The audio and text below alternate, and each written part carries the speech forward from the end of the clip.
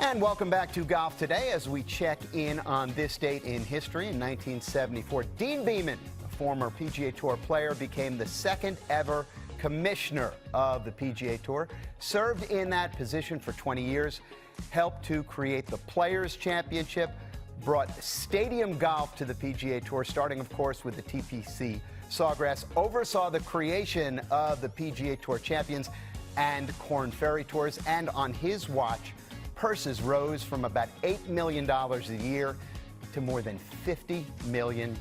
Deane Beman, a man who left a big impact on the tour, joins us now.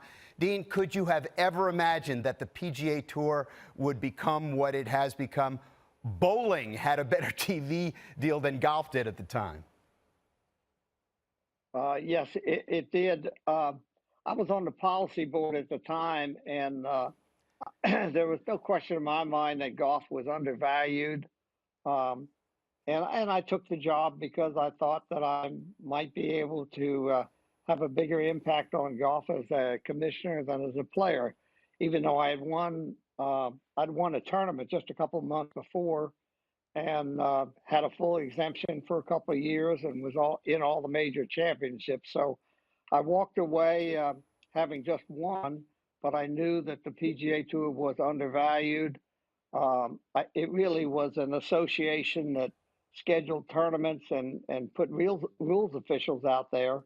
It was not a business entity, and that was my mission, to transform the tournament from the tour from an association to a business entity. Well, that kind of addresses the next question I had for you. What was the biggest challenge back then? Was it making it from an association to a business entity, or was there something else?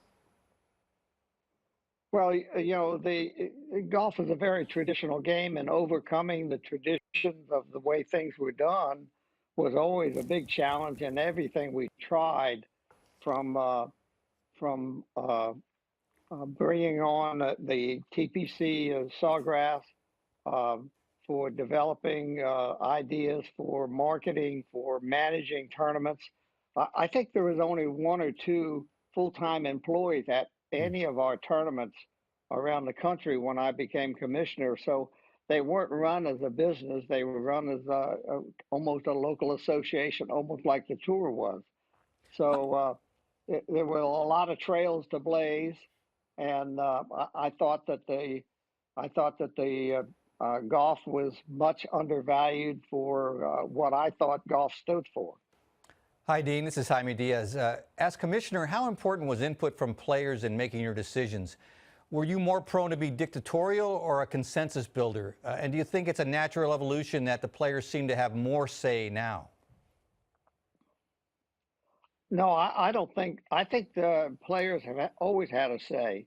When I was there, we established and developed the Players Council. We had numerous meetings and player meetings, a lot of player meetings actually, and we discussed things. So the players had a lot of input, but there were a lot of hurdles to overcome, the objections of many players to almost everything that we tried to do. Again, golf is a very traditional game, and you got to remember back then, the PGA Tour wasn't the PGA Tour. It didn't have a name actually that was marketable. The name was the Tournament Players Division of the PGA of America. That's right. That was our name. We didn't have a name. We didn't have a brand, and the brand for golf for 50 years until I started was the players. The most important players at the time were what the tour was, not the tour itself. And of course, it started with Nelson and Snead and Hogan, and then transformed itself after into the late 50s and 60s to Arnold Palmer and Jack Nicklaus, Gary Player, and then went on with Greg Norman but the players were the PGA Tour, and we didn't really have anything to market. the players did all the marketing for themselves through their agents. And where do you stand on the distance debate, pro or con for some sort of rollback? What would be the pros and cons of the PGA Tour making their own equipment rules, for example? And where do you stand on that issue? Where did you stand on that issue as commissioner? Well, I don't think the tour has ever desired to make its own rules. We can, and we're certainly able to do that if we wanted to. But I believe the tour's attitude has always been to be very cooperative with the USGA and the RNA. But as far as distance is concerned, I'm a proponent of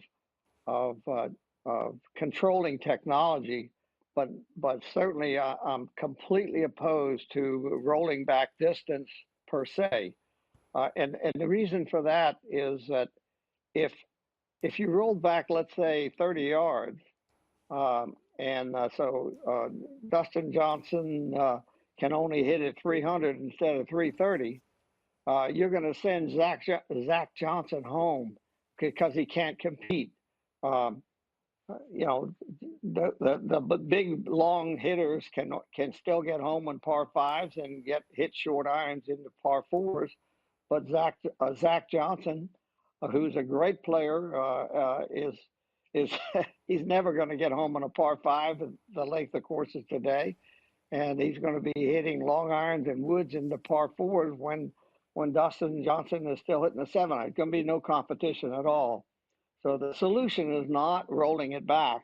The solution is making the golf ball spin so it curves, so that you don't automatically hand a great advantage to somebody that's bigger and stronger.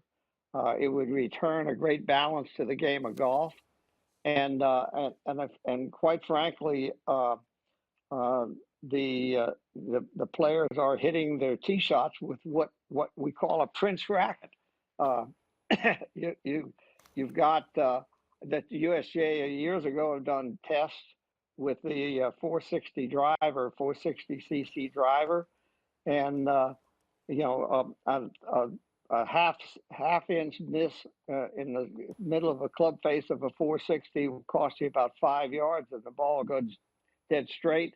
But the old clubs that Arnold Palmer earned all of his reputation on, and Ben Hogan and Sam Snead, if you missed it half an inch off center, it cost you 50 yards, and you might not be able to find the golf ball. So the solution is to return spin to the ball in the same way that a metal bat would ruin baseball. The modern golf ball has really changed the way the golf game is played and changed the balance of how the game is played, and cost the average golfer billions and billions of dollars, because in order to protect par, you have to have greens that are 11 or 12 speed that the average player can't handle, and not only that, it costs probably 3 times as much to maintain a green that is 11 or 12 on the step meter versus 8 or 9 on the step meter. So it's affected the cost of golf, and it's affected how the game is played. Yeah, well said. It is a debate that will keep on rolling, that is for sure, Deane. Now, we are just a week away from the return of the Players' Championship, which unbelievably marks 1 year since the golf world sort of shockingly ground to a halt due to the pandemic, of course. Now, I know this event is your baby, Deane. How significant will the return of the championship be this year, do you think? Well, it certainly will be significant for us. But I think that what happened last year with Jay and what he did was a recognition of an early recognition of the impact of what this pandemic has caused, and I think he did exactly the right thing. And I also still believe that golf has done the best job of returning their sport in a way that's safe and smart, and protect the interest of the players, and allowed our communities to still function and raise money for charity, even though those charity dollars have been greatly diminished. Deane, should the Players' Championship be designated a major? Well, I think so, and I've always thought that the Players' Championship should be a major and considered a major. You have to earn your stripes in this game. So early on, it was a hope that we could reach that pinnacle. But I believe the stature of the tournament, the interest that the players have in it, should make it eligible for that kind of a category. And Jack Nicklaus, I'm sure, won't be unhappy because he's won it 3 times and Tiger's only won it twice. So if it's declared a major, Jack will still be one win ahead of Tiger. Deane, we play a game sometimes where we say, if you were commissioner, what would you do? If you were to run the game these days, what would be the one thing that you would like to change? Is there something really wrong with the game that you'd like to change? Well, I think the only thing that I consider wrong with the game is the change in technology that has dramatically affected the way the game is played. I thought for many years, golf had a great balance between distance and accuracy and iron shots and wood shots in the short game, and it was a great balance. I think the game is out of balance. Distance is overwhelmingly important. If you can chip and putt and you can drive it a long way, you're going to be very successful. But I don't believe that has helped the game of golf at all. And my also opinion is about the golf ball because it doesn't spin. The average player is being hurt by the modern golf ball. You see a lot of advertising about how great this is for the average player and you ought to buy it. But when that golf ball doesn't spin, unless you're swinging at 110 to 120 miles an hour, if the ball doesn't spin aerodynamically, it's not going to stay in the air. So the average player can't hit that ball and carry that ball nearly as far as he could a ball that would spin more. So I think that, you've got my opinion on that. I think that opinion is shared by a lot of great players in the past. I know how Nicklaus feels about that, and Greg Norman, and some of the great players in the past, and they believe, as I do, that if you added spin to the ball, and that the big hitter would have to either confine his swing to a little less violent action, so that he could keep it straight. You're not hurting him. He can still hit it as far as he can hit it. But if he mishits it, he's not going to benefit by the technology in the same way that in baseball, if you used a metal bat, you'd knock it out of the stadium every time, or you'd kill a couple pitchers. Deane Beman, 20 years commissioner of the PGA Tour and one of the University of Maryland's finest. Thanks so much for joining us. Thank you very much. Nice to be with you this morning.